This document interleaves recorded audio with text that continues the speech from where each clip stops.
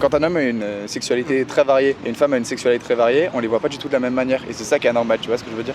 Dans le sens où un homme il va coucher avec beaucoup de personnes et il va être vu comme un mec, un dragueur, tu vois, un homme à femme, exactement. Et une femme qui va faire la même chose, elle va être mal vue. Exactement. T'as des nanas qui font des OnlyFans et qui en profitent et qui font des milliers d'euros, alors que t'as d'autres mecs qui se cassent le cul et qui font 35 ou 40 heures par semaine à la sueur de leur front pour faire quelques milliers d'euros, tandis que t'en as d'autres en 5 minutes en vendant juste quelques nudes, elles font le double voire le triple. Ouais, il y a peut-être des meufs qui font des OnlyFans et qui se font beaucoup d'argent, mais c'est aussi parce qu'il y a des mecs qui consomment, tu vois. Et elles en profitent. Et j'ai envie de te dire, moi je serais une meuf, je ferais la même chose, j'en profiterais. Elles ont parfaitement raison de le faire. Dans ce cas-là, quand une nana elle dit à l'inverse que un mec il baise des dizaines et des dizaines, enfin je sais pas combien de nanas, et que lui on lui dit rien, et qu'une nana, elle quand elle baise juste avec un mec on la traite de pute, je pourrais aussi lui sortir la même rhétorique et lui dire que écoute, il y a des mecs qui en profitent et des nanas qui doivent subir aussi toute la pression sociale qu'elles subissent.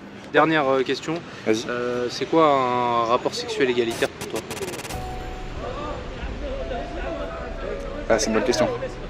C'est une question essentielle, si on veut atteindre l'égalité, il faut qu'on puisse atteindre un rapport sexuel égalitaire. Qu'est-ce que rapport sexuel égalitaire? Tu sodomises ta meuf puis après elle te sodomise?